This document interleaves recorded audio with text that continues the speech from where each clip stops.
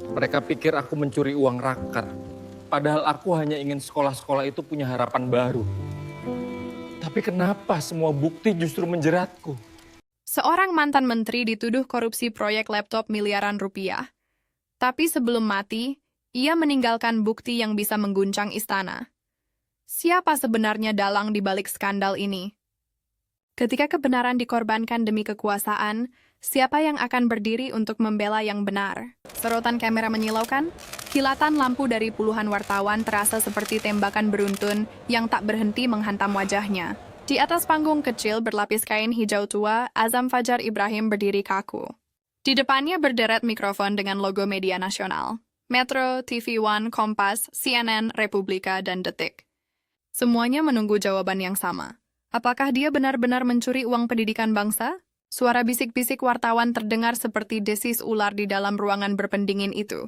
Sementara, di belakang, ajudannya berdiri dengan wajah tegang. Ia menatap ke arah Azam dengan tatapan yang sulit diterjemahkan, antara khawatir, takut, dan pasrah.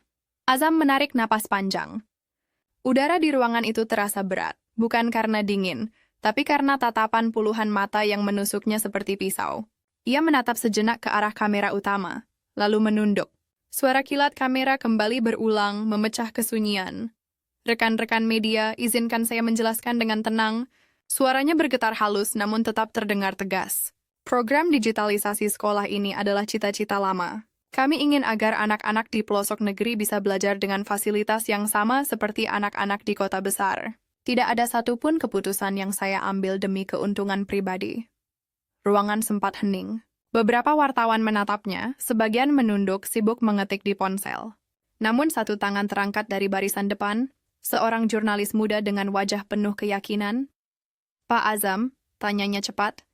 Bagaimana dengan laporan audit internal yang menunjukkan adanya markup harga laptop Chromebook hingga 3 kali lipat dari nilai aslinya?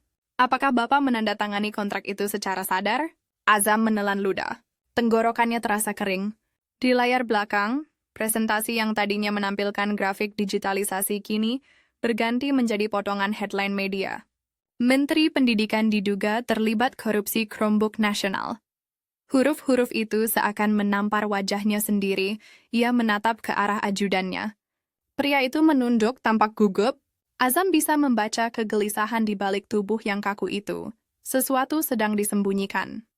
Semua dokumen pengadaan sudah melalui proses yang sah, jawab Azam pelan. Dan saya siap mempertanggungjawabkannya secara hukum. Namun baru saja ia menutup kalimatnya, ajudannya mendekat dan berbisik lirih di telinganya. Suaranya hampir tak terdengar di tengah keramaian. Pak, ada data yang tidak cocok di laporan resmi. Saya baru sadar barusan. Azam membeku. Antara sesada semua suara di sekitarnya lenyap. Yang tersisa hanya dengung samar pendingin udara dan degupan jantungnya sendiri. Data yang tidak cocok? Bagaimana bisa? Semua laporan sudah diverifikasi, semua tanda tangan melewati 3 lapisan birokrasi.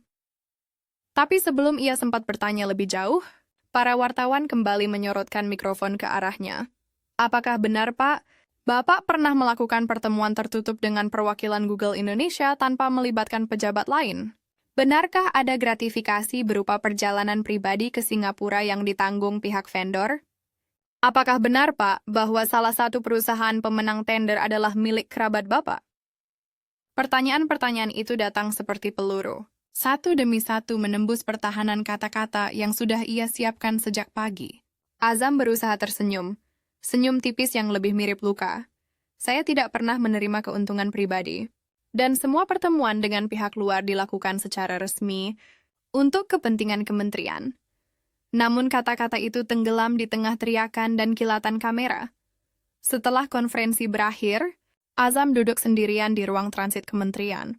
Ruangan itu terasa asing, padahal ia telah menempatinya selama bertahun-tahun. Di dinding tergantung foto dirinya bersama presiden, tersenyum, bersalaman di hari pelantikan. Kini senyum itu tampak seperti ironi. Ia memandangi cangkir kopi yang sudah dingin di meja. Tangannya bergetar pelan. Di dalam kepalanya, kalimat ajudannya terus bergema. Ada data yang tidak cocok di laporan resmi. Data yang mana? Anggaran, jumlah unit, contract vendor. Azam berdiri dan menatap layar laptop di depannya. Ia mengetik cepat, membuka arsip internal kementerian, dokumen tender proyek Chromebook nasional. Ratusan halaman terbuka. Semuanya tampak rapi, legal, dan sah. Tapi di bagian bawah satu file, ia menemukan sesuatu yang membuat dadanya menegang. Digital Signature, AF Ibrahim. Namun, ketika kursor diarahkan ke metadata file, muncul tanggal modifikasi yang tak pernah ia lakukan. Tanggal itu adalah 2 minggu setelah ia menandatangani dokumen final. Tidak mungkin. Ini sudah disegel, gumamnya lirih. Ia membuka kembali satu persatu file yang terkait.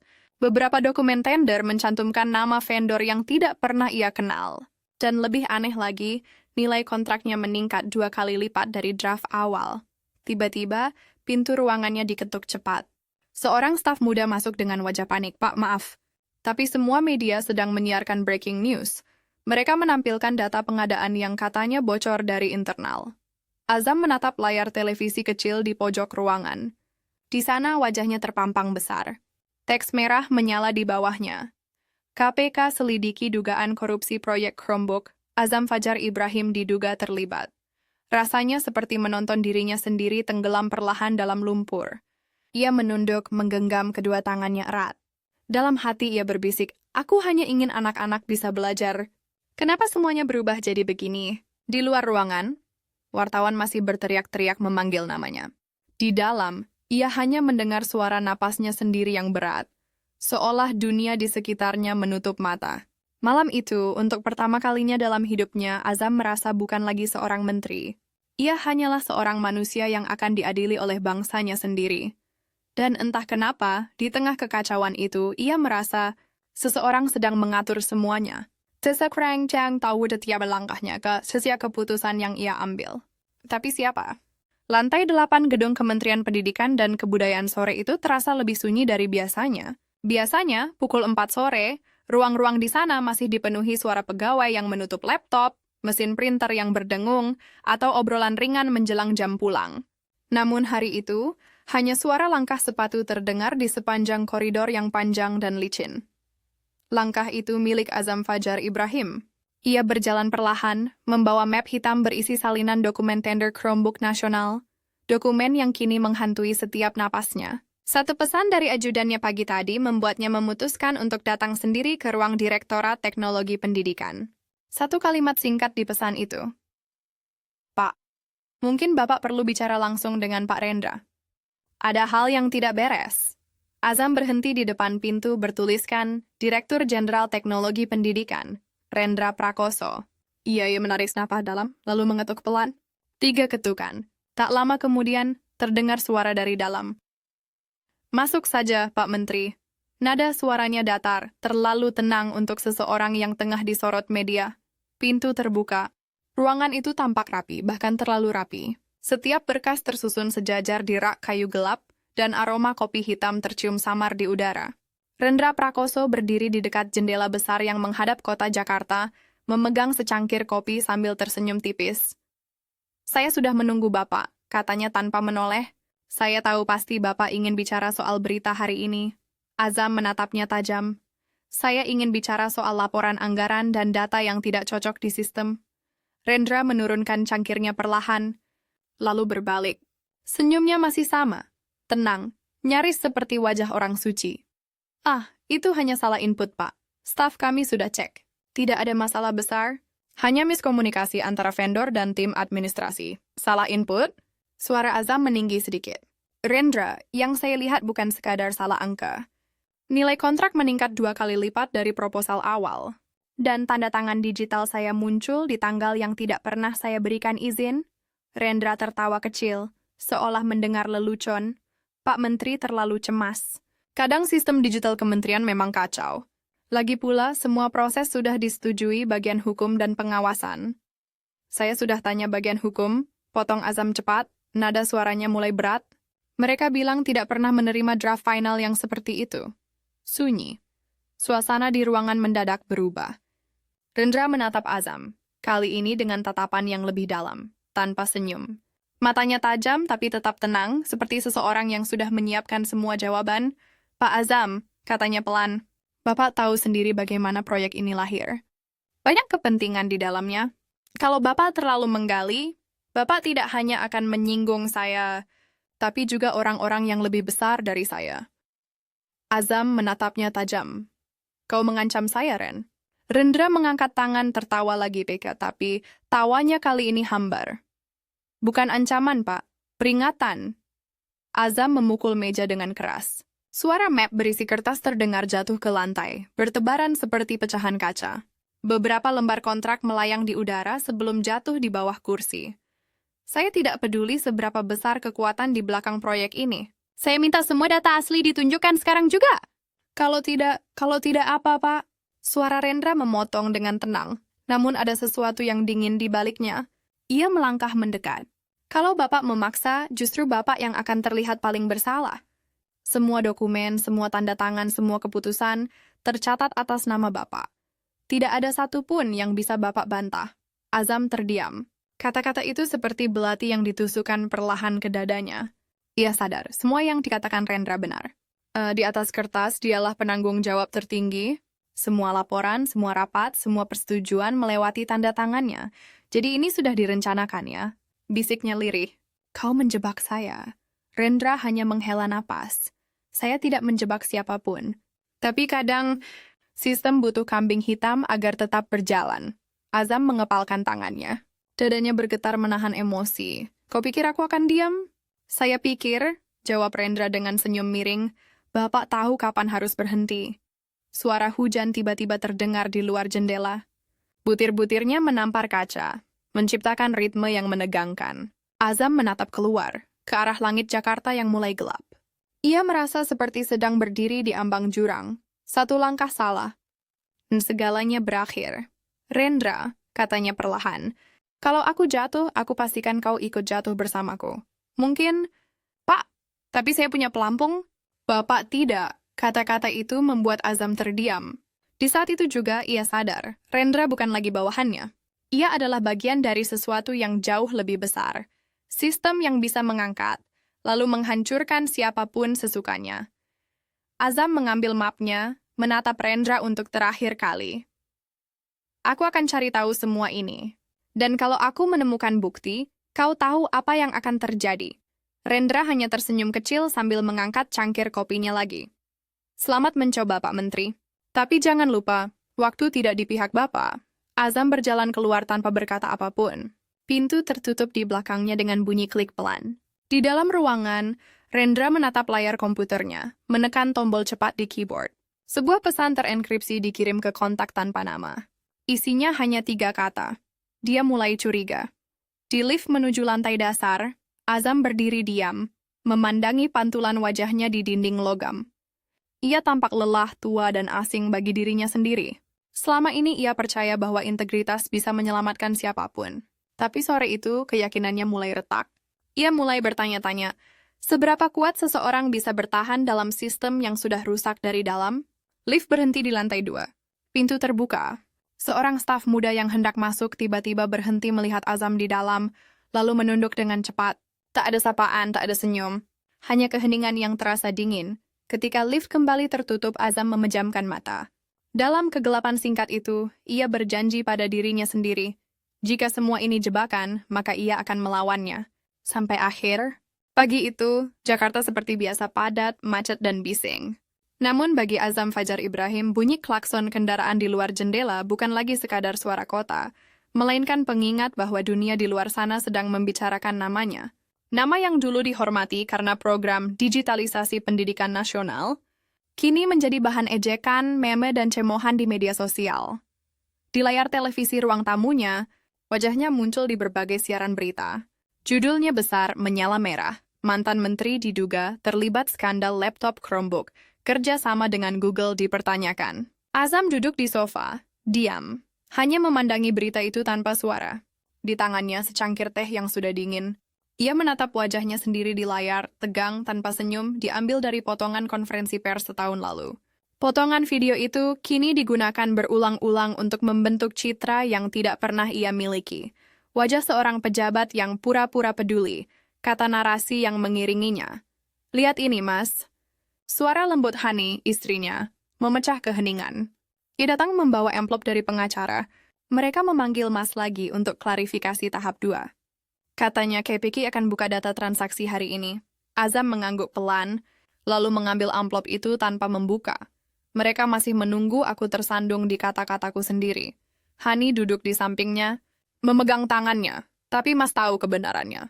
Kita hanya perlu bersabar. Azam menatap istrinya, mencoba tersenyum tapi gagal. Kebenaran tidak cukup. Han, tidak kalau dunia lebih suka kebohongan yang terlihat indah di layar. Ia berdiri, berjalan ke jendela. Dari sana, terlihat taman kecil di halaman rumah, basah oleh embun pagi. Burung-burung kecil beterbangan di sekitar ranting mangga yang sudah mulai berbuah. Semuanya tampak damai, kontras dengan kekacauan yang terjadi di luar pagar rumah itu.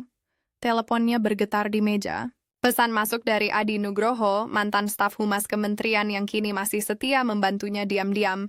Pesannya singkat, Pak, ada video baru bocor. Pertemuan Bapak dengan Google Indonesia di Hotel Grand Dharma. Azam terdiam. Matanya menatap layar ponsel beberapa detik. Sebelum akhirnya membuka tautan yang dikirim Adi. Video berdurasi 2 menit itu memperlihatkan dirinya sedang duduk di sebuah ruang, rapat mewah bersama 3 orang bersetelan jas, 2 dari mereka berbicara dalam bahasa Inggris, dan 1 lagi tampak menerjemahkan. Namun narasi di media sosial berbeda jauh. Inilah bukti transaksi rahasia antara mantan Menteri Pendidikan dan Google Indonesia. Diduga membicarakan komisi dari proyek Chromebook untuk sekolah-sekolah di seluruh Indonesia. Komentar di bawahnya membanjir seperti hujan deras. Koruptor berkedok pendidikan. Katanya demi anak-anak, ternyata demi rekening pribadi. Google juga ikut main? Dunia memang gila. Azam menutup video itu dengan tangan bergetar. Ia tahu pertemuan itu bukan pertemuan rahasia. Itu pertemuan resmi, bahkan tercatat dalam agenda kementerian, membahas dukungan teknis dari Google untuk sistem pembelajaran daring. Namun 1 potongan video tanpa konteks telah mengubah segalanya. Mas, Hani menatapnya khawatir. Mereka memelintir semuanya ya. Azam hanya mengangguk pelan, dan mereka berhasil. Ia berjalan ke ruang kerjanya, mengambil sebuah map dari laci bawah meja. Isinya dokumen kontrak kerja sama resmi antara kementerian dan Google. Di pojok bawah ada tanda tangan digitalnya, dan 1 tanda tangan lain yang kini membuat jantungnya berdegup lebih cepat. Rendra Prakoso. Nama itu kembali menghantui pikirannya. Rendra. Gumamnya lirih. Kau memang sudah siapkan semuanya sejak awal. Telepon kembali bergetar. Kali ini bukan pesan dari Adi, melainkan dari nomor tak dikenal. Azam menjawab dengan hati-hati. Halo? Pak Azam Fajar? Suara laki-laki muda di seberang terdengar formal namun tegang. Saya dari redaksi Nusa Times. Kami mendapat salinan dokumen rapat internal Bapak dengan Google. Kami ingin konfirmasi, apakah benar Bapak menerima dana kompensasi sebesar klik? Azam menutup panggilan sebelum pertanyaan selesai. Ia menatap layar ponsel yang kini gelap, lalu meletakkannya di meja. Mereka sudah punya dokumennya, Han? Katanya perlahan, dokumen yang bahkan tidak pernah aku bocorkan. Mas yakin itu dari Rendra? Kalau bukan dia, siapa lagi yang punya akses? Keheningan kembali memenuhi ruangan. Jam di dinding berdetak pelan, menghitung waktu menuju kehancuran reputasi seseorang yang dulu dielu-elukan. Azam menarik napas panjang, mencoba menenangkan pikirannya. Lalu ia memutuskan sesuatu. Aku akan bicara. Tapi bukan ke media. Lalu ke siapa? Ke orang yang bisa menghancurkan Rendra dari dalam. Ada 1 nama yang bisa kuberi kepercayaan. Siapa? Azam menatap istrinya dengan pandangan yakin, meski matanya menyimpan letih yang dalam. Adi. Dia masih punya akses ke jaringan internal kementerian, dan dia tahu siapa yang punya server cadangan data kontrak.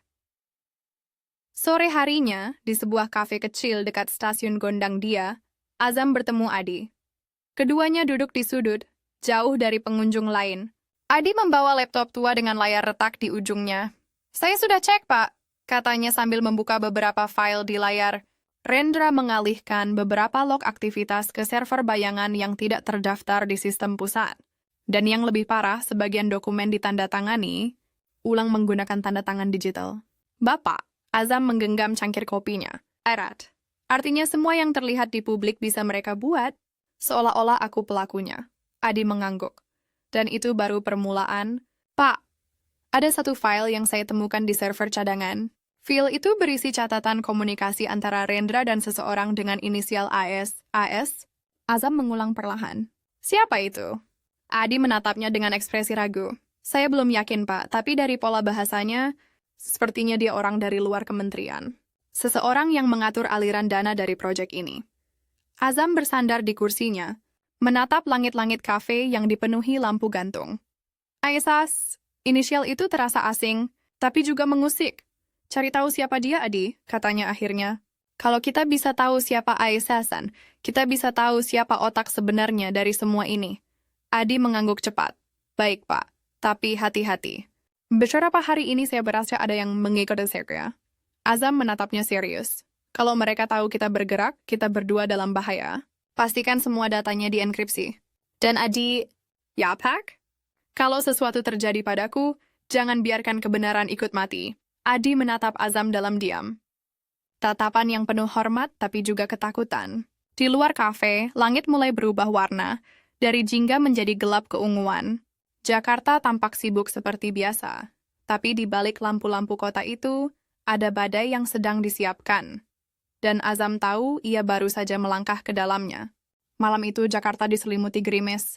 Lampu-lampu jalan memantulkan warna kuning pucat di atas aspal basah, seperti luka yang baru saja mengering. Di sebuah rumah sederhana di kawasan Pejaten, Azam Fajar Ibrahim duduk di ruang kerjanya, ditemani hanya oleh suara hujan dan detak jam dinding yang terasa terlalu lambat. Di hadapannya layar laptop menyala redup. Adi baru saja mengirimkan file terenkripsi lewat pesan pribadi, disertai catatan pendek. Hati-hati, Pak. Nama itu muncul di banyak tempat. Saya rasa dia orang besar. Azam membuka file itu dengan jari gemetar. Deretan log komunikasi muncul di layar, nama-nama, kode waktu, dan potongan kalimat dari surat elektronik internal. Sebagian besar menggunakan singkatan. Namun ada satu baris yang membuat darahnya berdesir, dari Rendra Prakoso kepada ASIC. Semua sudah berjalan sesuai rencana. Penandatanganan kontrak atas nama menteri akan selesai malam ini. Transfer berikutnya akan masuk melalui rekening proyek pelatihan guru. Pastikan tidak ada yang mencurigai hubungan kita. Azam membaca kalimat itu berulang-ulang. Huruf-hurufnya seperti menampar wajahnya sendiri. Ia memejamkan mata, menarik napas panjang. Salams. Siapapun dia, orang itu bukan pemain biasa. Seseorang yang bisa memerintah Rendra dengan nada perintah dan membuat seluruh proyek kementerian berputar sesuai kehendaknya. Ia mengetik cepat di kotak pencarian. AS plus vendor plus pendidikan. Hasilnya muncul puluhan. Namun di antara semuanya, satu nama membuatnya terpaku. Ahmad Surya, Direktur Utama PT Sinar Edukasi Nusantara, salah satu perusahaan pengadaan perangkat digital yang menjadi rekanan kementerian dalam proyek Chromebook. Ahmad Surya, gumam Azam lirih. Tentu saja, nama itu bukan asing. Ia pernah bertemu pria itu di beberapa rapat resmi, sopan, berwawasan luas, bahkan tampak idealis. Namun kini setelah melihat log komunikasi itu, potongan-potongan lama mulai menyatu. Pertemuan dadakan, perubahan jadwal pengiriman, dan tekanan halus dari beberapa pejabat untuk mempercepat tanda tangan kontrak. Azam merasakan jantungnya berdetak lebih cepat. Ia berdiri, berjalan mondar-mandir di ruang kerja sempit itu. Setiap langkahnya diiringi suara hujan yang menampar genting di atas kepala. Kalau benar Ahmad Surya dalangnya, pikirnya keras. Berarti ia bukan hanya mencuri uang, tapi juga mencuri nama baikku. Ponselnya bergetar. Sebuah pesan masuk dari Adi. Pak, saya dapat info baru. Ahmad Surya akan menghadiri konferensi pendidikan besok di Hotel Dharma Utama. Saya bisa bantu atur supaya Bapak bisa masuk tanpa menarik perhatian. Azam mengetik balasan cepat. Baik. Pastikan tidak ada yang tahu aku datang. Pagi berikutnya, udara Jakarta terasa lembab. Langit masih mendung, menyimpan sisa hujan malam tadi. Azam mengenakan topi dan masker, menyamar di antara kerumunan orang yang datang ke konferensi nasional bertema Inovasi Digital untuk Sekolah Masa Depan. Ironis, pikirnya. Judul itu terdengar seperti ejekan bagi dirinya sendiri. Dari kejauhan, ia melihat Ahmad Surya naik ke panggung utama. Pria itu tampak percaya diri, mengenakan jas abu-abu muda, dengan senyum yang menenangkan. Di balik layar besar, logo perusahaannya terpampang jelas. Sinar Edukasi Nusantara, bersama membangun generasi digital. Kita semua percaya bahwa pendidikan harus selangkah lebih maju. Suara Ahmad bergema lewat mikrofon. Dan itu berarti kita harus berani berinovasi, bekerja sama lintas batas, termasuk dengan pihak-pihak global seperti Google. Kalimat itu disambut tepuk tangan panjang. Azam hanya berdiri di belakang ruangan, menatap tanpa ekspresi. Di kepalanya, kalimat-kalimat dalam log surat elektronik semalam terus berputar. Ketika sesi diskusi berakhir, Ahmad turun dari panggung dan berjalan ke arah lobi. Azam mengikutinya perlahan. Langkahnya tenang tapi matanya tajam. Di lobi, Ahmad berhenti untuk menerima telepon. Nada suaranya rendah, tapi cukup jelas untuk terdengar dari jarak beberapa meter. Ya, semua sesuai rencana. Rendra sudah urus sisanya. Tinggal tunggu waktu dan dia akan kehabisan langkah. Azam mengepalkan tangannya. Ia melangkah mendekat Tuan Ahmad Surya. Ahmad menoleh. Sesaat, wajahnya tampak kaget, tapi ia cepat menutupinya dengan senyum profesional. Pak Azam, wah, sudah lama sekali. Saya kira Bapak sedang sibuk. Ya, urusan pribadi. Aku tidak punya waktu untuk basa-basi, balas Azam dengan nada tegas. Aku tahu kau dan Rendra bekerja sama. Semua bukti sudah aku pegang. Ahmad tertawa kecil menggeleng pelan. Pak Menteri, maaf mantan Menteri, hati-hati bicara. Dunia ini tidak sesederhana itu. Kau memalsukan dokumen, kau manipulasi anggaran, dan kau jadikan aku tameng. Apa kau pikir aku akan diam? Ahmad menatapnya lama. Tatapannya dingin, tanpa sedikit pun rasa bersalah. Bapak terlalu percaya pada moral, Pak Azam. Padahal di dunia nyata, moral tidak punya tempat di meja negosiasi. Kau pikir uang bisa menutupi semua ini? Bukan uang, Pak. Kekuasaan. Suara Ahmad begitu tenang. Nyaris seperti bisikan, tapi mengandung ancaman. Dan kekuasaan itu kini tidak di tangan Bapak lagi. Azam maju selangkah. Aku tidak takut. Saya tahu, jawab Ahmad datar. Tapi orang-orang di sekitar Bapak? Mereka belum tentu seberani itu. Tatapan itu cukup untuk membuat udara di antara mereka menegang. Azam tahu itu bukan ancaman kosong. Ia sudah terlalu lama hidup di dunia politik untuk tahu bahwa kalimat sederhana bisa berarti bencana. Ahmad menepuk bahunya pelan, lalu tersenyum ramah seperti seorang teman lama. Nikmati saja waktu Bapak yang tersisa di luar kantor. Dunia ini cepat lupa kok. Tak lama lagi, nama Bapak hanya jadi catatan di arsip media. Ahmad berbalik, melangkah pergi dengan tenang, meninggalkan Azam berdiri di tengah lobi yang mulai sepi. Di luar, hujan kembali turun, rintiknya lembut namun terasa menusuk. Azam menatap keluar dan untuk pertama kalinya dalam waktu lama, ia merasa benar-benar sendirian. Namun di balik rasa marah dan takut yang bercampur di dadanya, ada satu hal lain yang kini tumbuh perlahan. Tekad. Ia tahu ia tidak bisa mengandalkan sistem. Jika ingin menegakkan kebenaran, ia harus melawan dengan cara yang tidak pernah ia bayangkan sebelumnya. Malam itu, di rumahnya, Azam membuka kembali laptop dan menatap layar kosong. Tangannya bergetar saat mengetik sebuah pesan baru. Adi, kita harus mulai gerak cepat. Kumpulkan semua bukti tentang Ahmad dan Rendra. Kita bongkar ini sebelum mereka menutup semua jejak. Ia menekan tombol enter, lalu bersandar di kursi. Di luar, suara hujan terus turun tanpa henti. Seolah langit ikut mencatat sumpah diam-diam yang baru saja diucapkan oleh seorang pria yang pernah jadi simbol harapan pendidikan negeri ini. Sumpah yang akan mengubah segalanya. Angin malam berhembus pelan melewati jendela ruang kerja Azam, membawa aroma tanah basah dan suara hujan yang menetes dari atap seng. Di layar laptopnya, barisan kode berjalan cepat, hasil dari sistem enkripsi yang baru saja dibuka oleh Adi. Di pojok layar, jam menunjukkan hampir tengah malam, tapi mata Azam tetap tajam. Ia tahu, malam ini bukan waktu untuk tidur. Semua akses ke server lama kementerian sudah saya buka, Pak. Suara Adi terdengar dari telepon yang tergeletak di meja.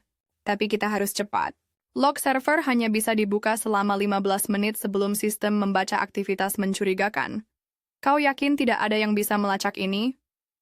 Tanya Azam pelan, nada suaranya tegang. Selama kita pakai jaringan dummy, mereka cuma akan lihat aktivitas biasa. Tapi, kalau sampai Rendra tahu kita masuk ke servernya, habis kita... Pak, Azam menghela napas dalam-dalam. Sudah tidak ada jalan mundur. Ia mulai membuka satu folder besar bertuliskan Project EduSmart, nama resmi untuk program digitalisasi sekolah yang kini jadi pusat skandal. Di dalamnya ada ratusan dokumen, laporan tender, surat pengajuan, hingga notulen rapat. Namun satu file menarik perhatiannya. Nama filenya sederhana tapi janggal, laporan akhir Final Fitri docs.ia membukanya. Dan disitulah semuanya berubah. File itu bukan laporan, melainkan rekaman digital dokumen transfer dana.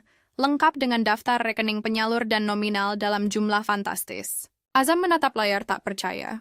Di bagian atas dokumen tertulis nama penerima dana utama. PD Sinar Edukasi Nusantara penanggung jawab proyek Ahmad Surya. Dibukukan atas nama Kementerian Pendidikan dan Kebudayaan. Disetujui. Afai 3 huruf terakhir itu membuat tubuh Azam kaku. Afai. Inisialnya sendiri. Ia menatap huruf-huruf itu lama, sebelum akhirnya berkata lirih. Mereka benar-benar menjadikanku kambing hitam. Pak, lihat di bawah, suara Adi memotong. Ada kolom kecil berisi catatan tambahan. Azam menggulir ke bagian bawah dokumen. Satu baris catatan muncul dalam font kecil, hampir tak terbaca. Konfirmasi dari pihak Google melalui AS diterima. Lanjutkan proses tahap 2. AS lagi. Gumam Azam. Berarti mereka bukan hanya kerja sama antar individu. Ini sudah lintas batas negara. Pak, saya bisa telusuri alamat IP yang terhubung waktu file ini dibuat, kata Adi cepat. Tapi itu harus lewat jaringan dalam, bukan dari luar.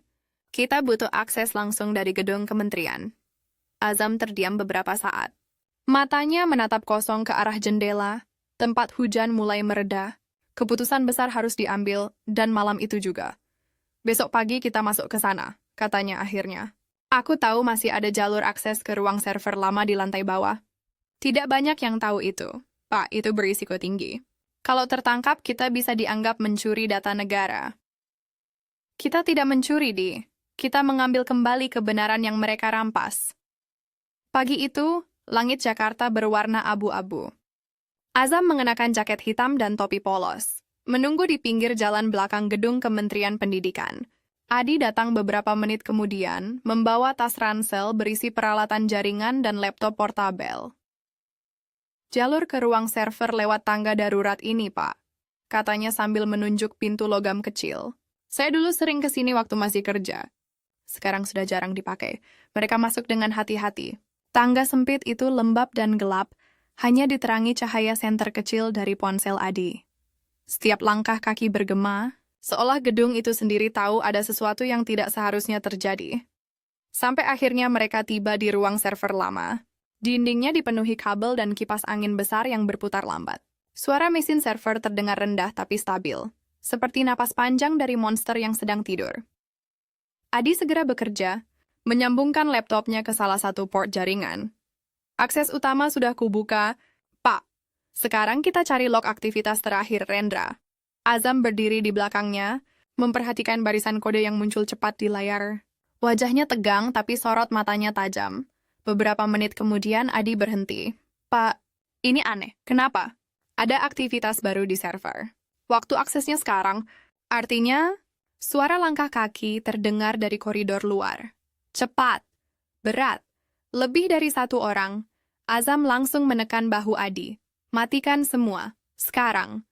Adi menutup laptopnya dengan cepat, memutus kabel jaringan. Lampu ruangan meredup sesaat dan keduanya bersembunyi di balik rak logam besar di sudut ruangan. Pintu besi terbuka perlahan. Dua pria berseragam keamanan masuk, diikuti satu sosok berpakaian formal, Rendra Prakoso. Ia melangkah tenang, matanya menyapu ruangan. Server ini tidak seharusnya aktif, katanya dingin. Saya dapat notifikasi akses ilegal barusan. Cek semuanya. Kalau ada yang mencoba masuk, temukan mereka. Adi menahan napas. Azam menatap dari celah rak, melihat Rendra berdiri hanya beberapa meter dari tempat mereka bersembunyi. Wajah pria itu sama seperti terakhir kali mereka bertemu, tenang, tapi penuh kesombongan. Kau bahkan menjaga server ini sendiri, Ren, gumam Azam dalam hati. Berarti memang disinilah semua rahasiamu disembunyikan. Beberapa menit berlalu seperti jam. Ketika akhirnya Rendra dan para penjaga keluar, Adi baru berani bernapas. Pak, mereka hampir saja menemukan kita. Tapi sekarang aku tahu, bisik Azam. Server ini menyimpan lebih dari sekadar data. Ini pusat permainan mereka. Ia menatap pintu yang baru saja ditutup Rendra. Dalam pikirannya, hanya ada satu hal. Serangan balik baru saja dimulai. Malam itu, Azam dan Adi berpindah ke tempat aman. Sebuah rumah kontrakan tua di pinggiran Depok. Di sana, mereka mulai menyalin semua file yang sempat diambil dari server, menyiapkan bukti digital untuk dilaporkan ke KPK. Namun di tengah proses itu, satu pesan masuk ke ponsel Azam. Nomor tak dikenal. Pesannya hanya satu kalimat, berhenti sekarang atau keluargamu yang akan jadi berita berikutnya. Azam terdiam lama. Tangannya menggenggam ponsel erat, hampir gemetar. Adi menatapnya cemas. Pak, ada apa? Azam menatap layar, lalu menatap Adi. Tatapannya tajam, tapi ada sesuatu yang berubah di sana. Bukan sekadar ketakutan, tapi amarah yang membara. Mereka pikir aku akan mundur karena ancaman? Katanya pelan. Tidak, Di. Justru sekarang aku mulai sadar. Ini bukan lagi soal nama baikku. Ini soal siapa yang sebenarnya menguasai negeri ini. Ia menatap langit malam di luar jendela, di mana cahaya petir sesekali membelah gelapnya awan. Dan di dalam hatinya, ia tahu badai yang lebih besar sedang menunggu. Namun, untuk pertama kalinya sejak semuanya dimulai, ia merasa siap. Pagi itu, matahari tertutup awan kelabu. Jakarta seolah menahan napas. Di depan rumah kontrakan tua di Depok, mobil hitam tanpa plat resmi berhenti perlahan. Dari dalam, dua pria berjas keluar dan menatap sekeliling. Salah satunya membawa amplop coklat besar. Satunya lagi menyalakan rokok dengan tatapan curiga. Di dalam rumah, Azam sedang duduk di depan meja, memandangi foto keluarganya, Rara, istrinya, dan Naila, putri semata wayangnya yang kini duduk di bangku SMA. Ia belum menatap foto itu selama berhari-hari. Tapi pagi ini, tatapan Rara yang tersenyum di bingkai kaca seakan menembus jantungnya. Maafkan aku, Ra. Bisiknya pelan. Kau selalu bilang kebenaran akan menang, tapi sekarang aku tak yakin lagi. Suara pintu depan diketuk keras, membuat Azam tersentak. Adi yang sedang menyiapkan peralatan laptop menatap dengan wajah tegang. Pak, sepertinya bukan orang biasa. Kau sembunyikan semua dokumen dulu, cepat. Adi mengangguk, buru-buru memasukkan hard disk ke dalam celah kayu di bawah lantai. Azam berdiri, melangkah ke pintu, dan membukanya perlahan. Dua pria itu langsung menunjukkan identitas. Kami dari Komisi Pemberantasan Korupsi. Tuan Azam Fajar Ibrahim, Anda diminta untuk ikut ke kantor guna memberikan keterangan tambahan. Azam menatap tajam, mencoba membaca wajah mereka. Salah satu dari mereka berbicara terlalu cepat. Tanda gugup. Yang satu lagi justru terlalu tenang. Ia tahu ada yang tak beres. Keterangan tambahan? Tanya Azam dingin. Atau penangkapan? Hanya keterangan tambahan, Pak. Kami diminta langsung oleh atasan Anda yang dulu. Nama itu muncul di kepala Azam bahkan sebelum disebut. Rendra. Ia tahu ini bukan pemeriksaan biasa. Ini jebakan. Baik, katanya pelan. Beri saya waktu 5 menit untuk bersiap. Ia menutup pintu, lalu berbalik menatap Adi. Mereka datang lebih cepat dari dugaan. Pak, kita kabur saja. Saya tahu jalan belakang. Azam menggeleng. Kalau aku kabur, mereka menang. Aku harus hadapi ini langsung. Adi menatapnya tak setuju, tapi tahu tak ada gunanya membujuk. Baik, Pak, tapi saya tetap pantau. Kalau Bapak tak pulang malam ini, saya kirim semua file ke media. Azam menepuk bahu Adi pelan. Jaga dirimu, Di. Apapun yang terjadi, jangan biarkan mereka ubah cerita. Ruang pemeriksaan KPK terasa dingin dan asing. Cahaya lampu neon menyorot tajam ke wajah Azam, menimbulkan bayangan panjang di meja logam di depannya. Di seberang duduk dua penyidik muda, wajah mereka kaku dan prosedural. Namun, saat pintu terbuka, langkah sepatu hak tinggi menggema masuk, Rara. Azam mendongak kaget. Rara, kenapa kamu di sini? Rara menatapnya dengan mata berkaca. Mereka datang ke rumah Azam. Mereka geledah semua ruangan. Naila ketakutan. Mereka bilang kamu terlibat pencucian uang pribadi. Azam merasakan jantungnya berhenti sejenak. Apa? Dan lebih parah lagi. Rara menelan ludah, suaranya bergetar. Media sudah menayangkannya. Nama kita viral. Semua orang bilang kamu pencuri uang rakyat. Azam menutup wajah dengan kedua tangan. Kata-kata Rara seperti belati yang menancap pelan tapi dalam. Ia tidak takut pada penjara. Ia tidak takutnya pada kehilangan kepercayaan keluarganya. Aku tidak bersalah, Ra. Aku sedang dijebak. Ini semua permainan Rendra. Aku ingin percaya, jawab Rara lirih. Tapi bagaimana kalau memang benar? Bagaimana kalau semua keputusan itu, semua tanda tangan itu klaim memang dari kamu? Kata-kata itu menghantam lebih keras daripada tuduhan hukum. Azam tak bisa menjawab. Dalam diamnya, ia tahu Rara bukan sedang menyalahkan. Ia sedang mencari alasan untuk tetap percaya. Sore menjelang, hujan turun deras. Azam baru keluar dari gedung KPK setelah pemeriksaan panjang. Di tangannya surat penahanan sementara sudah disiapkan, tapi entah kenapa belum diberikan. Ia tahu Rendra sedang memainkan waktu. Saat menaiki tangga keluar, seorang pria berpakaian kasual mendekat dari arah berlawanan. Pak Azam? Suaranya rendah, Azam berhenti. Pria itu memberikan amplop kecil, lalu berlalu cepat tanpa menoleh. Di dalam amplop hanya ada satu flash disk dan selembar kertas bertuliskan. Kebenaran tidak selalu datang dari tempat yang terang. Percayalah pada yang kau ajar dulu. Azam menatap flash disk itu lama. Ia tak tahu siapa pengirimnya, tapi kalimat terakhir membuatnya teringat sesuatu. Rendra dulu pernah jadi anak didiknya di universitas. Dan sekarang anak didik itu yang berusaha menghancurkannya. Tapi mungkin masih ada yang lain yang belum tunduk padanya. Gumam Azam pelan. Malamnya, Azam kembali ke kontrakan. Adi sudah menunggu dengan wajah cemas. Pak, saya dapat kabar buruk. Akun media sosial Bapak diretas. Mereka sebar foto editan transfer rekening luar negeri atas nama Bapak. Mereka benar-benar ingin menghapus semua jalur pembelaan, balas Azam. Ia duduk di depan laptop, memasukkan flash disk yang ia dapat siang tadi. Di dalamnya hanya ada satu video. Rekaman CCTV dari ruang rapat Kementerian Pendidikan. Dalam video itu, terlihat Rendra sedang berbicara dengan seorang pria asing yang wajahnya disamarkan. Namun suaranya terdengar jelas. Jangan khawatir. Kami akan pakai nama Azam untuk semua pengesahan. Dia terlalu percaya sama sistem, jadi dia pasti tanda tangan tanpa baca. Suara tawa pelan mengikuti. Video itu berhenti. Adi menatap Azam dengan mata melebar. Pak, ini bukti yang kita cari. Azam hanya menatap layar, napasnya berat, matanya mulai berkaca. Kau tahu, di seumur hidup aku percaya bahwa pendidikan bisa melahirkan kejujuran. Tapi hari ini, aku melihat muridku sendiri yang mengkhianati semua itu. Hening panjang memenuhi ruangan. Petir menyambar di luar jendela, menerangi wajah Azam yang kini berubah.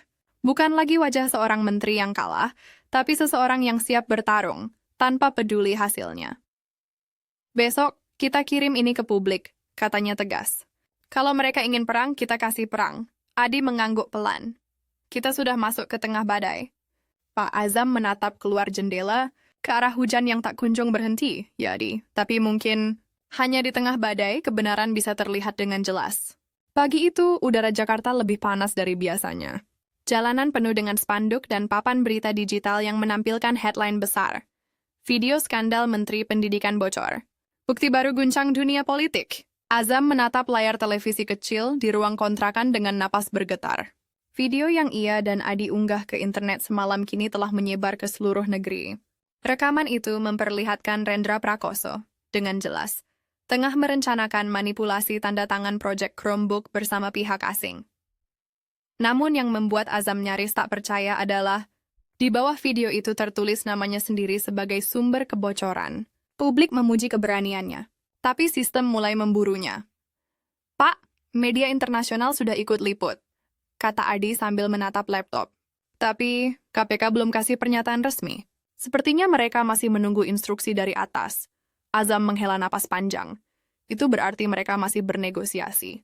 Mereka tidak tahu harus bela siapa. Di luar, suara motor berhenti mendadak. Lalu terdengar suara keras di pagar depan. Pak, ada yang coba masuk, seru Adi sambil berlari ke jendela. Azam menatap keluar. 3 pria berpakaian hitam berdiri di depan pagar, salah satunya memegang kamera ponsel. Mereka bukan wartawan, gumamnya. Mereka pengintai. Adi buru-buru menutup Gordon. Kita harus pindah lagi, Pak. Tempat ini sudah tidak aman. Azam berdiri diam. Tubuhnya lelah, matanya sembab karena kurang tidur. Namun di wajahnya ada ketegasan yang tak pernah muncul sebelumnya. Tidak, Di. Aku sudah terlalu lama bersembunyi. Sekarang biar mereka datang. Aku ingin mereka lihat sendiri siapa yang mereka tuduh. Sementara itu, di gedung kementerian, Rendra Prakoso berdiri di depan jendela ruangannya. Wajahnya tenang, tapi jemarinya menggenggam ponsel dengan kuat. Ia baru saja menerima pesan dari nomor tak dikenal. Video sudah terlalu luas. Bersihkan semuanya. Termasuk dia. Rendra menatap layar ponsel itu lama, lalu meletakkannya perlahan di atas meja. Ia sudah tahu apa arti pesan itu. Bersihkan berarti hilangkan. Dan kali ini, targetnya bukan hanya Azam, tapi juga siapapun yang bisa menyelamatkannya. Kau sendiri yang memilih perang, Pak Azam, katanya pelan. Dan aku akan pastikan kau yang kalah, sore menjelang malam. Adi dan Azam kini berada di dalam mobil tua yang berhenti di pinggir jalan di kawasan Pasar Minggu. Radio memutar berita yang sama berulang-ulang. KPK akan mengumumkan hasil evaluasi ulang terhadap proyek Chromebook. Sementara itu, mantan Menteri Pendidikan Azam Fajar Ibrahim diminta menyerahkan diri untuk klarifikasi tambahan. Adi menatap Azam dari kursi pengemudi. Pak, sepertinya mereka sedang siapkan jebakan baru. Aku tahu. Jadi, apa langkah kita sekarang? Azam menatap keluar jendela. Lalu, dengan nada pelan tapi pasti, ia berkata, kita buat mereka bicara sendiri. Bukan dengan tuduhan, tapi dengan bukti suara. Adi menatapnya heran. Maksud Bapak? Rendra suka rapat pakai telekonferensi terenkripsi. Tapi aku tahu satu ruangan di gedung kementerian yang masih pakai sistem lama bisa direkam lewat frekuensi analog. Adi langsung, paham, kita tangkap percakapan mereka. Ya, kalau kita bisa buktikan bahwa mereka sedang atur ulang dokumen setelah video bocor, itu akan jadi pukulan terakhir. Adi menatap Azam lama. Pak, kalau kita tertangkap, habis kita. Azam tersenyum tipis. Kalau kebenaran harus dibayar dengan kebebasan, maka aku sudah siap, deh. Malam itu mereka kembali menyelinap ke gedung kementerian. Langit hitam pekat, hanya cahaya lampu jalan yang menerangi jalan masuk belakang. Adi membawa alat perekam kecil, sementara Azam menuntun jalan dengan ingatan yang masih tajam. Ruangan rapat internal ada di lantai 3, bisik Azam. Tapi kita masuk lewat lift service. Mereka bergerak cepat. Langkah kaki bergema di lorong kosong. Suara mesin pendingin berdesir halus di udara. Ketika mereka tiba di depan ruang rapat, suara dari dalam terdengar samar. Semua file lama sudah dihapus, Pak. Suara laki-laki terdengar jelas. Tapi masih ada cadangan yang belum terhapus di server Google Cloud. Jangan biarkan itu bocor. Suara Rendra terdengar dingin. Kalau perlu, ganti seluruh sistem pengadaan. Biar semua jejak hilang. Adi menekan tombol record di alat kecil di tangannya.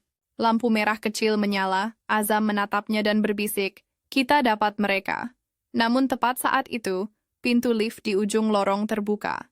3 orang berpakaian hitam keluar, membawa senter. Salah satunya berkata, cek setiap lantai. Sinyal penyadapan baru saja terdeteksi. Adi membeku. Azam menariknya cepat ke balik tembok. Pak, kita harus keluar sekarang? Bisik Adi panik. Tidak, deh. Rekaman ini belum selesai. Suara langkah kaki makin mendekat. Adi menggigit bibir, lalu dengan gerakan cepat menyalin data ke drive cadangan. Tapi sebelum sempat menyimpan semuanya, suara keras terdengar. Hei, siapa di sana? Lampu senter menyorot langsung ke arah mereka. Adi menoleh cepat, dan dalam sekejap Azam menarik tangannya, berlari menembus lorong menuju tangga darurat. Alarm berbunyi. Suara siren menggema di seluruh gedung. Mereka berlari tanpa arah, napas terengah. Di tengah kepanikan itu, Azam sempat menoleh ke Adi yang memegang alat perekam di dadanya. Simpan itu, deh. Apapun yang terjadi, jangan biarkan mereka ambil. Beberapa detik kemudian, 2 pria berpakaian hitam muncul di belakang mereka. Teriakan dan langkah kaki berat mengejar.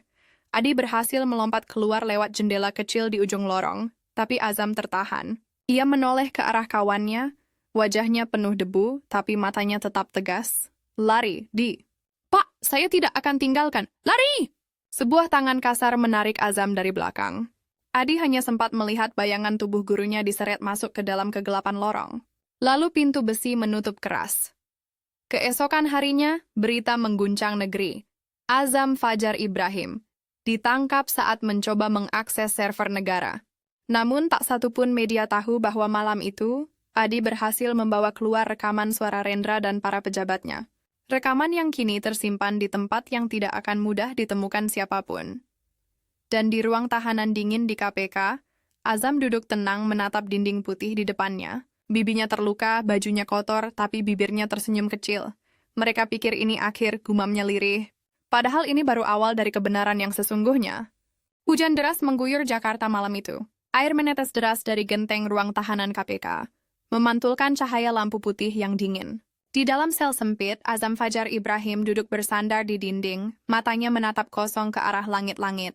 Tubuhnya lelah, tapi pikirannya tetap tajam. Sudah 3 hari sejak penangkapannya. Belum ada berita tentang Adi. Satu-satunya orang yang tahu kebenaran sepenuhnya. Ia hanya bisa berharap anak muda itu masih hidup. Pak Azam. Suara seorang petugas memecah keheningan. Ada seseorang yang ingin menemui Anda. Azam menoleh. Siapa? Katanya, Teman lama. Pintu besi terbuka, dan di baliknya berdiri seorang pria berjas abu-abu, membawa map hitam di tangannya. Tatapan matanya tajam namun tenang. Azam mengenalnya seketika, Bayu Santoso, mantan rekan sejawatnya di kementerian. Dulu ia dikenal sebagai pejabat idealis, tapi tiba-tiba menghilang dari dunia politik setelah skandal tender beberapa tahun lalu. Lama tidak bertemu, Zam, ucap Bayu datar sambil duduk di kursi depan sel. Azam menatapnya waspada.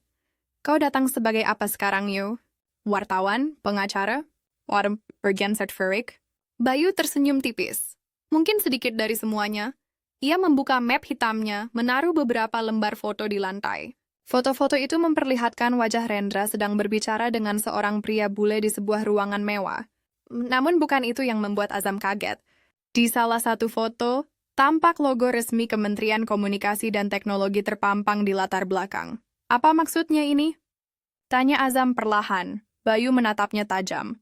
Kau kira skandal Chromebook hanya berhenti di Rendra? Tidak, Zam. Itu hanya permukaan dari proyek yang jauh lebih besar. Lebih besar? Ya. Ada jaringan lintas kementerian. Proyek digitalisasi pendidikan hanya cover untuk pengalihan dana riset dan akses data pelajar ke pihak asing. Rendra cuma operator. Dan yang memerintahnya, ia berhenti menatap Azam dalam-dalam, adalah seseorang dari lingkar istana. Azam terdiam. Jantungnya berdegup keras. Jadi, sejak awal semua ini sudah diatur? Bayu mengangguk. Rendra dikorbankan untuk menutupi sesuatu yang jauh lebih dalam. Tapi, mereka tidak mengira kau akan bertahan sejauh ini. Dari sekarang, setelah video itu viral, mereka tidak bisa langsung menghentikan semuanya tanpa menimbulkan kecurigaan publik. Lalu kenapa kau membantuku? Tanya Azam curiga. Bayu menatapnya lama, lalu menjawab dengan nada getir. Karena dulu aku seperti kau, Zam. Aku percaya sistem bisa disembuhkan dari dalam. Tapi mereka membuatku hancur. Sama seperti yang mereka lakukan padamu sekarang. Ia berdiri, menatap penjaga sebentar, lalu kembali pada Azam. Kau masih punya satu peluang. Si Adi masih hidup, dan dia sudah menyerahkan rekaman kedua ke media. Azam tersentak. Rekaman kedua? Bayu mengangguk. Ya, bukan hanya percakapan Rendra, tapi juga bukti pertemuan antara perwakilan kementerian dan konsultan asing dari Google Indonesia. Di sana ada dokumen yang menyebut nama besar. Orang yang tidak bisa disentuh hukum begitu saja. Siapa? Desak Azam. Bayu menatapnya tajam tapi tidak menjawab. Ia hanya berkata pelan, jika nama itu keluar, bukan hanya mereka yang jatuh. Seluruh fondasi pemerintahan bisa runtuh. Kau siap menanggung akibatnya? Azam memejamkan mata. Kata-kata Bayu bergema dalam kepalanya, antara idealisme dan kehancuran, antara kebenaran dan kekacauan. Ia sadar, satu langkah lagi bisa mengubah segalanya. Aku sudah kehilangan segalanya, Yu. Ucapnya akhirnya. Jadi, untuk apa lagi aku takut? Bayu menatapnya lama, lalu tersenyum kecil. Kau memang keras kepala seperti dulu. Ia berdiri, merapikan jasnya. Aku akan kirim seseorang malam ini. Pastikan kau siap keluar sebelum mereka memindahkanmu ke tahanan pusat. Kau yakin bisa? Di negeri ini, yang tidak bisa hanyalah orang yang tidak mau kotor tangannya. Malam turun perlahan. Petir menyambar di kejauhan. Dari jendela kecil selnya, Azam bisa melihat refleksi cahaya biru dari kendaraan KPK yang lewat di halaman. Ia tahu waktunya sudah dekat. Sekitar tengah malam, suara langkah kaki pelan terdengar mendekat. Pintu selnya terbuka sedikit, dan seorang petugas dengan wajah tertutup masker masuk. Tanpa bicara, ia memberikan pakaian sipil dan selembar kartu identitas palsu. Perintah dari Bayu. Bisiknya. Ada mobil tunggu di belakang. Azam berganti pakaian cepat. Setiap langkahnya menuju koridor terasa seperti langkah menuju takdir yang ia pilih sendiri. Tak ada lagi jalan kembali. Mobil hitam melaju cepat menembus hujan di jalan tol Jagorawi. Di kursi belakang, Azam duduk diam sambil menatap kilatan lampu kota yang berlalu. Bayu duduk di samping sopir, sibuk berbicara di telepon. Ya, kami sudah keluar. Tidak, belum ada yang tahu. Pastikan media mendapat filenya tepat pukul 6 pagi besok. Azam menatap ke arah luar jendela. Di kejauhan, siluet gedung kementerian tampak samar di balik hujan. Tempat di mana segalanya dimulai. Apa yang akan terjadi setelah ini, Yo? Tanya Azam pelan. Bayu menoleh, wajahnya datar. Kebenaran akan keluar, tapi mungkin kau tidak akan sempat melihat hasilnya. Maksudmu? Bayu tidak menjawab. Ia hanya memandang lurus ke depan, ke arah jalan yang tampak semakin gelap. Lalu, tanpa peringatan, sebuah truk besar muncul dari arah berlawanan. Sorot lampunya menyilaukan. Suara rem berdecit keras, dan segalanya menjadi hitam. Berita pagi keesokan harinya membuat negeri terguncang. Mantan Menteri Pendidikan Azam Fajar Ibrahim dinyatakan meninggal dunia dalam kecelakaan misterius.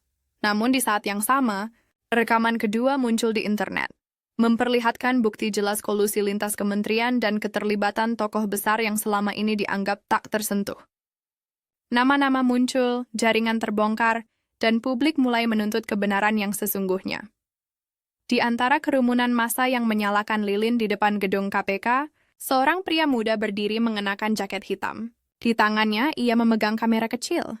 Wajahnya terlindung tudung kepala. Itu Adi yang menatap foto Azam yang kini dijadikan simbol perjuangan rakyat melawan korupsi. Lalu berkata pelan pada dirinya sendiri, "Kau tidak mati, Pak. Kau berubah jadi kebenaran itu sendiri." Sementara di tempat lain, di sebuah ruang rapat gelap di istana, seorang pejabat tinggi menatap layar berita dengan wajah muram. Di sampingnya, Rendra Prakoso berdiri kaku, tangan gemetar. "Kau gagal menahan bocoran kedua." Suara pejabat itu dingin. "Sekarang kita harus cari kambing hitam baru." Rendra mencoba bicara, tapi tak mampu. Dan dalam tatapan kosongnya, ia tahu. Bayangan yang ia bantu bangun kini berbalik menelannya hidup-hidup. Langit pagi di Jakarta terasa muram. Kabut tipis masih menyelimuti gedung-gedung tinggi. Sementara aroma hujan semalam masih tertinggal di udara. Di antara hiruk-pikuk jalan protokol, ribuan orang mulai berkumpul di depan gedung KPK, membawa poster bertuliskan, "Keadilan untuk Azam Fajar Ibrahim. Kebenaran tidak bisa dibunuh. Selamatkan pendidikan dari korupsi." Suara mereka menggema seperti doa yang tidak pernah putus. Beberapa wartawan berlari-lari kecil, mengatur posisi kamera. Dan di tengah kerumunan itu berdiri seorang pemuda dengan wajah tegang namun mantap. Adi Nugraha, ia menatap spanduk bergambar Azam yang tergantung di pagar gedung. Tatapan itu lama, nyaris seperti seseorang yang sedang berbicara pada arwah. "Pak, saya janji, ini belum selesai." Suara itu lirih tapi penuh tekad. Adi masih bisa mengingat semuanya dengan jelas. Malam ketika Azam menelponnya, suara di ujung sana yang terdengar tergesa, dan kemudian berita di pagi berikutnya yang merobek hatinya. Namun duka berubah menjadi bahan bakar. Kini, di tangannya, ada flash disk merah, warisan terakhir yang dikirimkan Bayu sebelum mobil mereka dihantam truk maut itu. Ia menggenggamnya erat, seolah di dalam benda kecil itu tersimpan roh dari kebenaran yang telah berkorban terlalu banyak nyawa. Di ruangan kantor media tempat ia bekerja, suasana penuh ketegangan. Beberapa jurnalis berdiskusi di depan layar besar yang menampilkan potongan video baru. Bukti lanjutan dari rekaman kedua yang tersebar semalam. "Ini gila," ucap Sinta, rekan satu timnya. "Kalau benar yang terekam itu adalah pejabat yang kita pikirkan, ini bisa meledakkan semuanya." Adi mengangguk pelan. "Kita harus pastikan dulu keasliannya. Kalau kita rilis tanpa verifikasi, mereka bisa balas dengan tuduhan penyebaran hoaks. Tapi kalau kita tunggu terlalu lama, mereka bisa menutupi jejak." Adi terdiam. Kedua pilihan itu seperti dua sisi pisau. Sama-sama berbahaya, tapi salah satunya harus diambil. Ia membuka laptop, menatap layar yang menampilkan wajah seseorang dalam video. Lelaki paruh baya itu sedang menandatangani dokumen. Dan di belakangnya, jelas terlihat logo resmi Istana Negara. "Kau lihat itu?" tanya Sinta, suaranya bergetar. "Tanda tangan itu bukan milik Rendra. Itu milik Menteri Koordinator Bidang Digitalisasi Nasional," potong Adi pelan. Orang yang dulu selalu bicara tentang transparansi pemerintahan. Keduanya saling berpandangan. Mereka tahu, ini bukan lagi sekadar berita, ini bom politik. Sore itu, Adi pergi ke sebuah rumah tua di daerah Pejaten. Rumah itu milik Bayu Santoso, yang sejak kecelakaan malam itu menghilang tanpa jejak. Pintu rumah sedikit terbuka. Adi melangkah masuk dengan hati-hati. Ruangan itu berantakan. Ada dokumen berserakan, komputer yang menyala setengah, dan papan tulis berisi nama-nama pejabat yang dihubungkan dengan garis-garis merah. Di atas meja, ada amplop kecil bertuliskan namanya. "Untuk Adi, jika aku tidak kembali." Tangan Adi gemetar saat membuka amplop itu. Di dalamnya ada selembar catatan tulisan tangan. "Jangan percayai siapapun di atasmu." Mereka tidak takut kehilangan jabatan. Mereka takut kehilangan kendali. Jika ingin mengungkap semuanya, kirim file itu ke alamat berikut. Media Internasional, cabang Singapura. Hanya mereka yang bisa melindungi data ini dari sensor negara. B. Adi menatap catatan itu lama. Matanya mulai basah, tapi bukan karena takut. Ada sesuatu dalam dirinya yang tumbuh, semacam keberanian yang tenang, seperti yang dulu ia lihat di mata Azam setiap kali bicara tentang pendidikan dan integritas. Baik, Pak Bayu. Baik, Pak Azam. Saya teruskan. Ia mengemas semua dokumen ke dalam tas, lalu pergi meninggalkan rumah itu. Dari kejauhan, mobil hitam tak dikenal mengikuti langkahnya pelan-pelan. Malamnya, Adi duduk di sebuah kafe 24 jam dekat stasiun Gambir. Ia menatap layar laptop, mengunggah seluruh dokumen ke server luar negeri. Prosesnya lambat, tapi detik demi detik terasa seperti lonceng kemerdekaan.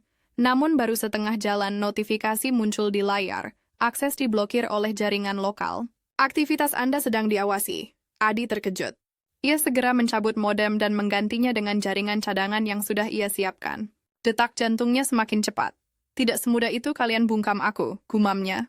Di saat yang sama, dua pria berpakaian hitam masuk ke kafe. Mereka berbicara pelan di depan kasir, lalu memindai ruangan dengan tatapan tajam. Adi langsung menutup laptop, memasukkannya ke tas, dan bergegas keluar lewat pintu belakang. Langit sudah gelap, hanya tersisa lampu jalan yang redup. Ia berlari menembus gang kecil menuju arah stasiun, sementara suara langkah-langkah cepat terdengar di belakangnya. Hujan mulai turun lagi, deras dan dingin. Adi menoleh sekilas. Dua pria itu semakin dekat. Ia mempercepat langkah, menyelinap ke dalam gerbong kereta, malam yang baru tiba di peron. Saat pintu menutup, napasnya masih tersengal. Ia memegang tasnya erat-erat. Upload file terakhir berhasil. Di layar ponselnya muncul notifikasi kecil. Data terkirim. Media luar negeri telah menerima file penuh. Adi menutup matanya, menahan napas panjang. Di luar jendela, lampu kota Jakarta menjauh, berganti gelap dan basahnya rel. Ia tersenyum kecil. Sekarang dunia akan tahu siapa yang sebenarnya bermain. Keesokan paginya dunia benar-benar tahu. Berita besar mengguncang layar kaca dan media sosial. Bocoran dokumen Azam Fajar Ibrahim. Terhubung ke skandal lintas kementerian dan istana. Media internasional ungkap jaringan korupsi digitalisasi pendidikan. Indonesia. Rakyat tuntut pembentukan Pengadilan Khusus Anti Korupsi Digital. Gelombang besar sudah tidak bisa dibendung lagi. Di berbagai kota, rakyat turun ke jalan menuntut keadilan. Nama Azam Fajar Ibrahim menjadi simbol perjuangan baru. Dan di setiap poster yang dibawa massa, tertulis satu kalimat yang menggema seperti sumpah, kebenaran tidak bisa dibunuh.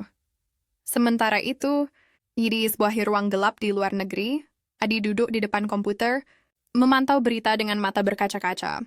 Ia sudah aman untuk sementara, tapi hatinya berat, karena kemenangan ini bukan untuk dirinya. Pak Azam, bisiknya, akhirnya mereka tahu. Tapi saya masih di sini, masih melanjutkan yang Bapak mulai. Ia menatap layar, di mana wajah Azam muncul di siaran langsung. Bukan sebagai tersangka, tapi sebagai pahlawan yang berani melawan arus korupsi sistemik. Senyumnya tipis. Air matanya jatuh perlahan, Bapak tidak mati. Bapak hidup di setiap orang yang berani berkata jujur. Di luar jendela, matahari mulai naik perlahan. Langit Jakarta kembali cerah setelah sekian lama mendung. Dan di udara yang hangat itu, seolah terdengar suara Azam bergema pelan. Selama masih ada yang berani melawan kebohongan, kebenaran akan selalu punya tempat untuk pulang. 3 bulan telah berlalu sejak kebocoran dokumen itu mengguncang negeri. Media masih ramai membicarakan kasus yang menumbangkan beberapa pejabat tinggi, bahkan seorang menteri koordinator. Namun di balik gegap gempita pemberitaan, ada satu hal yang lebih penting. Rakyat mulai sadar bahwa kebenaran bukan milik orang besar, melainkan milik siapapun yang berani mempertahankannya.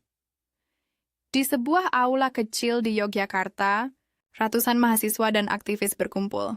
Sebuah acara sederhana bertajuk Refleksi Integritas dan Pendidikan sedang berlangsung.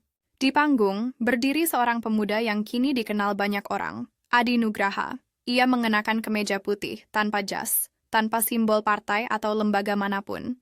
Hanya wajah tenang dan tatapan yang menyalakan keyakinan di mata setiap orang yang mendengarnya berbicara. Kita semua tahu nama Azam Fajar Ibrahim, katanya membuka pidato. Tapi yang tidak semua tahu adalah beliau bukan hanya seorang menteri, bukan hanya korban politik. Beliau adalah guru. Guru yang mengajarkan saya bahwa kebenaran tidak bisa dinegosiasikan. Ruangan hening. Beberapa orang menunduk, sebagian lainnya menghapus air mata. Adi melanjutkan, suaranya mantap namun lembut. Banyak yang bilang perjuangan beliau sudah berakhir ketika mobil itu terbakar di jalan tol. Tapi saya percaya, justru saat itulah perjuangannya dimulai. Di hati kita semua yang menolak tunduk pada kebohongan. Tepuk tangan pecah. Yamd. Beberapa mahasiswa berdiri. Di antara mereka, terpampang layar besar menampilkan wajah Azam Fajar Ibrahim dengan kalimat kutipan di bawahnya. Integritas bukan soal terlihat benar, tapi tetap benar bahkan ketika tak ada yang melihat. Adi menatap layar itu lama. Ada senyum kecil di bibirnya, tapi matanya basah. Pak Azam pernah bilang pada saya, katanya lagi, bahwa sistem tidak akan pernah berubah kalau kita hanya menunggu orang baik berkuasa. Sistem hanya berubah kalau orang biasa berani menjadi baik, meski tanpa kekuasaan. Ia berhenti sejenak, menatap hadirin yang kini menatapnya penuh semangat. Dan hari ini, saya ingin kita semua berjanji untuk melanjutkan apa yang sudah beliau mulai. Bukan dengan kebencian, tapi dengan keberanian. Bukan dengan dendam, tapi dengan kejujuran. Tepuk tangan kembali bergema, lebih keras, lebih hangat.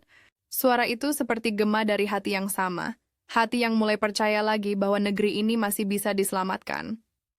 Setelah acara usai, Adi keluar ke halaman kampus. Langit sore Yogyakarta berwarna keemasan. Angin bertiup lembut, membawa aroma tanah basah dan dedaunan kering. Ia berdiri di bawah pohon asam besar, tempat Azam dulu sering duduk ketika menjadi dosen tamu di universitas ini. Dari dalam tasnya, Adi mengeluarkan sesuatu. Pena tua dengan inisial AV terukir di ujungnya. Pena yang dulu sering dipakai Azam untuk menandatangani dokumen atau menulis catatan kecil di sela rapat. Adi memandangi pena itu lama. Lalu ia menulis di buku catatannya. Kebenaran tidak perlu banyak kata, hanya keberanian untuk diucapkan. Tinta pena itu masih mengalir dengan indah, seolah menolak berhenti, seperti semangat pemiliknya yang tak pernah mati. Malamnya Adi duduk di kamar kontrakan kecilnya. Dindingnya sederhana, tapi penuh dengan tempelan potongan berita. Foto Azam, potongan koran, catatan investigasi, dan tulisan-tulisan refleksi. Di meja kerjanya, ada laptop terbuka dengan pesan masuk dari sebuah lembaga internasional. Subjek, undangan bergabung, transparency. Global Initiative kami mengikuti perkembangan Anda, dan ingin mengajak Anda bergabung sebagai peneliti muda bidang anti korupsi digital. Dunia membutuhkan suara jujur dari generasi baru. Adi membaca pesan itu berkali-kali. Ia tersenyum, tapi kemudian menatap foto Azam di dinding. Saya belum selesai di sini, Pak, katanya pelan. Masih banyak anak sekolah yang belum tahu arti jujur. Masih banyak pejabat yang belum tahu arti malu. Ia mengetik balasan singkat, terima kasih atas undangannya, tapi untuk saat ini saya memilih tetap di tanah saya sendiri. Karena perubahan besar harus dimulai dari tempat yang paling sakit. Lalu ia menekan tombol send. Beberapa minggu kemudian, pemerintah membentuk Komisi Pendidikan Bersih Nasional, lembaga independen yang bertugas mengawasi setiap proyek digitalisasi dan anggaran pendidikan. Nama Komisi Azam Fajar Ibrahim dipilih oleh publik sebagai bentuk penghormatan terhadap perjuangan seorang menteri yang mati karena jujur. Dan di antara anggota pertama yang dilantik, salah satunya adalah Adi Nugraha. Ia berdiri dengan kepala tegak, mengenakan jas sederhana dan pin kecil berbentuk pena. Ketika namanya dipanggil, ia mengangkat tangan kanan dan mengucap sumpah dengan suara bergetar. Demi Tuhan, saya berjanji akan menjaga integritas, tidak akan tunduk pada tekanan, dan akan menegakkan kejujuran demi masa depan anak-anak negeri ini. Semua orang berdiri memberi tepuk tangan panjang. Di antara kerumunan, terlihat Ibunda Azam, wanita tua berhijab abu-abu, tersenyum sambil menatapnya dari kursi tamu kehormatan. Matanya berkaca-kaca, tapi wajahnya tenang. Terima kasih, nak, bisiknya pelan. Kau sudah melanjutkan langkah anakku. Beberapa bulan kemudian, di sebuah ruang kelas SD di pedalaman Banyuwangi, seorang guru mengajarkan murid-muridnya tentang arti integritas. Di papan tulis, terpampang foto Azam Fajar Ibrahim, dan kutipan singkat, kejujuran adalah cahaya. Tanpa cahaya, ilmu akan tersesat. Anak-anak itu menulisnya dengan tangan kecil mereka. Dan di setiap tulisan, seolah ada secercah masa depan baru. Masa depan di mana kebenaran tidak lagi menjadi korban, tapi menjadi pondasi. Sementara itu, di sore yang tenang, Adi berdiri di makam sederhana di daerah Cipinang. Di batu nisannya tertulis, Azam Fajar Ibrahim, pejuang pendidikan dan kebenaran. Integritas adalah warisan terbaik. Adi menunduk, meletakkan bunga melati di atas tanah basah. Angin bertiup pelan, membawa aroma hujan yang baru reda. Pak, katanya pelan, akhirnya saya mengerti. Kebenaran itu bukan untuk dimenangkan, tapi untuk dijaga. Ia menatap langit senja yang mulai memerah. Dan selama masih ada orang yang berani menjaganya, cahaya itu tidak akan pernah padam. Langit perlahan berubah warna. Mentari tenggelam di balik awan jingga, meninggalkan sinar terakhir yang lembut. Dan di bawah cahaya itu, sosok Azam seakan hidup lagi, bukan dalam bentuk tubuh, tapi dalam setiap langkah orang-orang yang memilih untuk tetap jujur, meski dunia menertawakannya.